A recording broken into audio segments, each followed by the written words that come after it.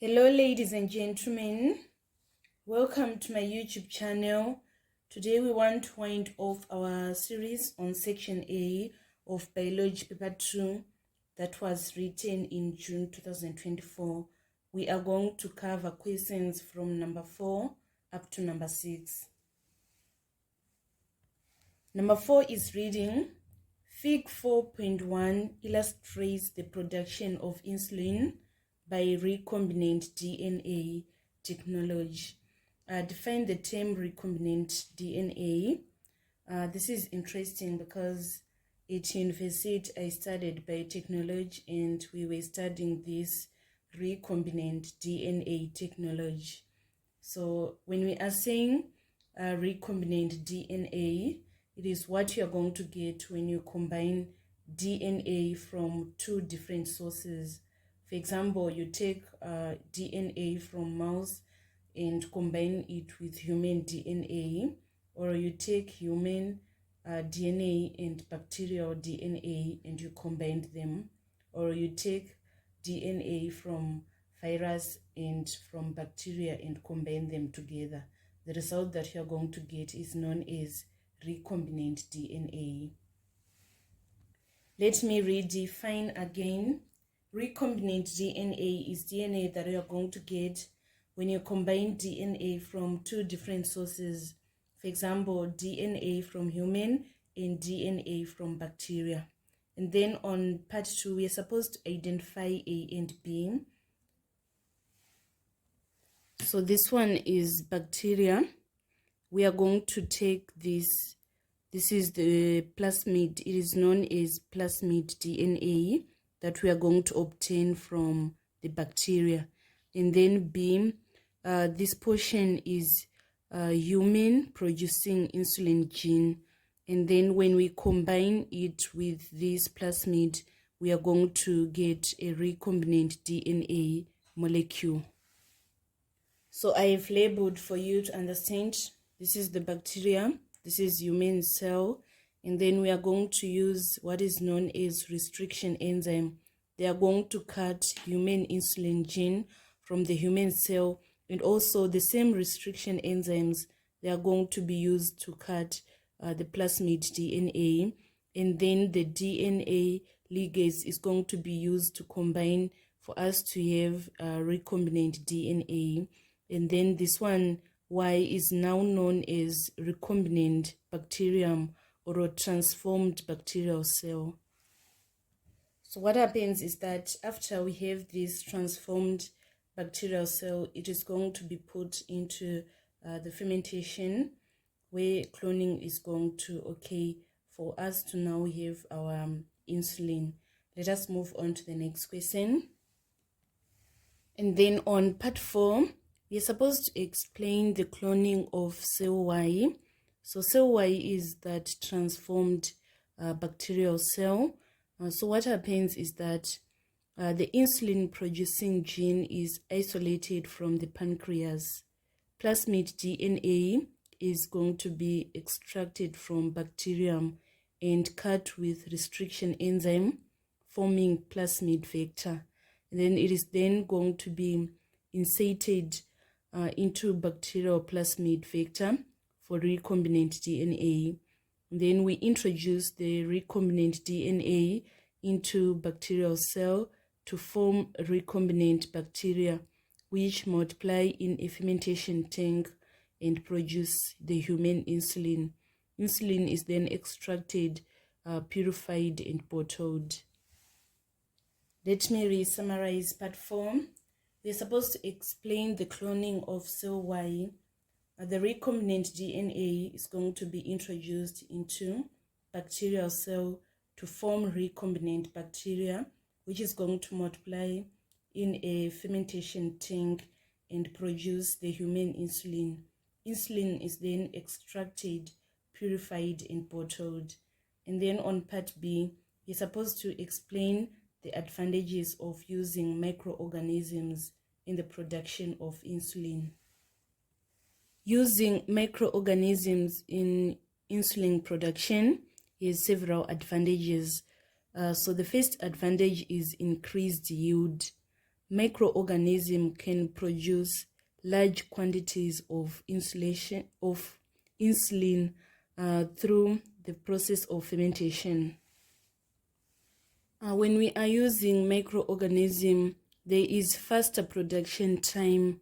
Microorganism can produce insulin in days compared to weeks or months for animal-derived insulin.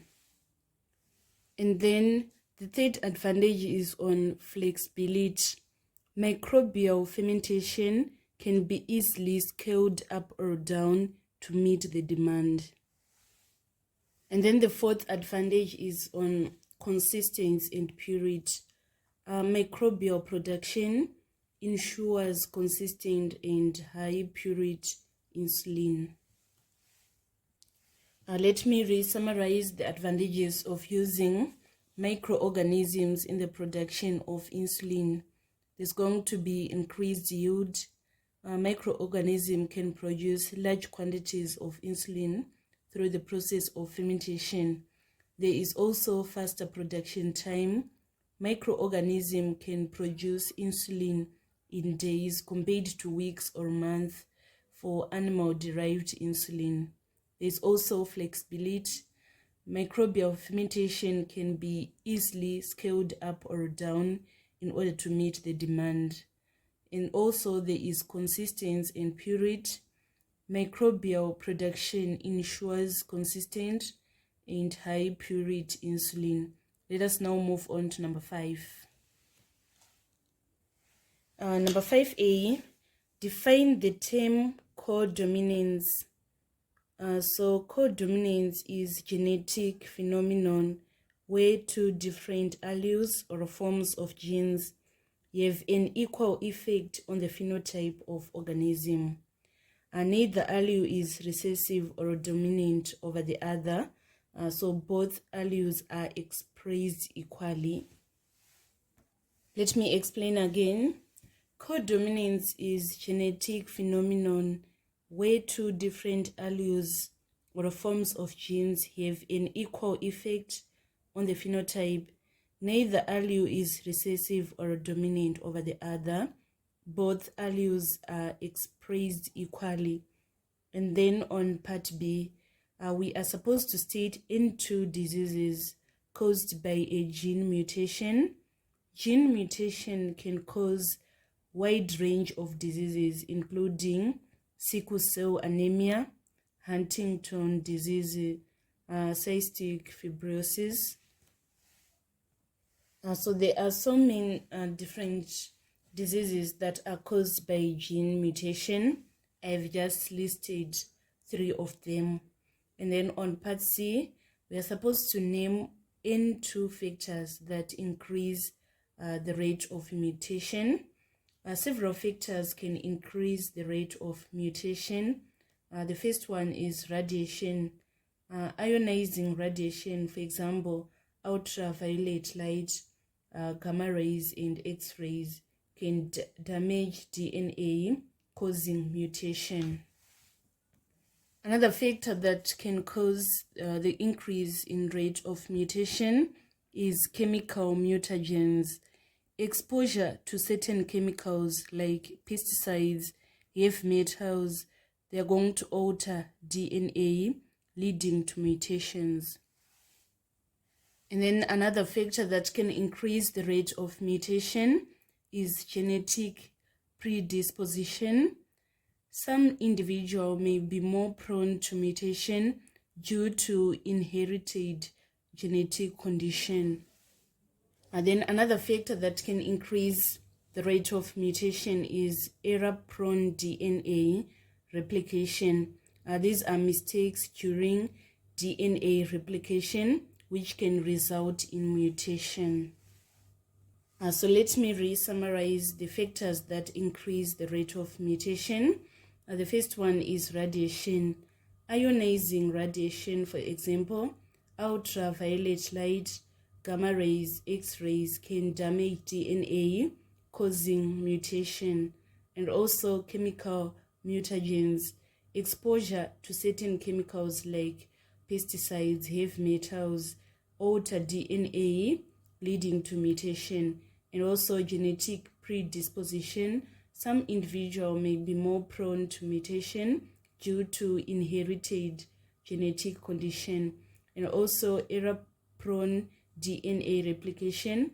Mistakes during DNA replication can result in mutation. And then part D, a man heterozygous for blood group B and a woman of blood group AB had a child. Using a genetic diagram, show the probability of the child having blood group O.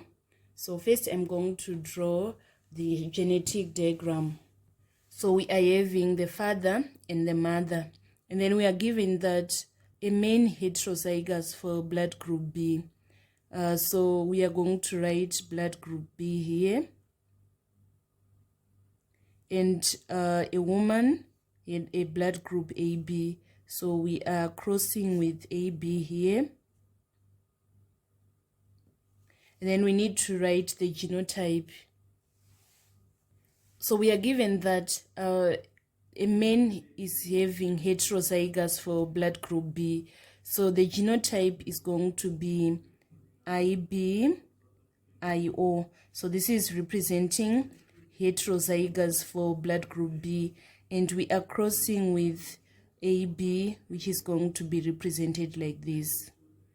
And then we now need to write the gametes. So the gametes, we're having IB here, this IO, and then this IA, and this IB. So first we want to cross this gamete and this gamete. If we cross here, we are going to have IB, IA, and then we want to cross this one and this one. It is going to give us IB, IB. And then we want to cross this one and this one. And we are going to have blood group A. Then we want to cross this one and this one. We are going to have blood group B. So according to our crossings, there is no chance of having blood group O, as blood group needs to be homozygous OO. We can see here that we are having blood group AB, blood group B, blood group A, and blood group B again. So in AB, woman only has an A or a B, so there's no chance of having an O child, as O needs to be homozygous. This couple can have 25% chance of having AB, and also 25% chance of having AO, and 25% chance of having BO, and 25% of having BB, of which this B and this B, they are considered as blood group B. Let us now move on to number 6. Define the term ecosystem. So ecosystem is a community of group of living organisms that live in and interact with each other in a specific environment. And then on B, we're supposed to list in 3 physical components of an ecosystem. So physical components are also known as abiotic. It includes soil, water, air, climate, temperature, sunlight, etc. Physical components of an ecosystem include soil, water, air, temperature, sunlight, rocks. These are abiotic, meaning that they are non-living. Let us move on to part C. State and 2 effects of exceeding the carrying capacity of an ecosystem. So ecosystem can become unstable, causing the species to die out. Another effect is that resources become more scarce and growth rate is going to be slowed down. Another effect is that we are going to see the degradation of the habitat. Let us move on to part D. Table 6.1 shows incomplete information comparing clay soils and sand soils. Complete table 6.1 by filling in the missing information. So the air content for the sand soil, we are going to have good aeration as more air is trapped between the particles. And then for clay soil, we are going to have poor aeration as less air is trapped between the particles. For the sand soil, we are going to have very free draining. When compared to clay soil, we are not going to have typical free draining. So this marks the end of our tutorial today on section A of June 2024 biology paper 2. Thank you so much guys for following me on this channel. Please don't forget to subscribe, like and share my videos. I love you all. This is Eve signing out.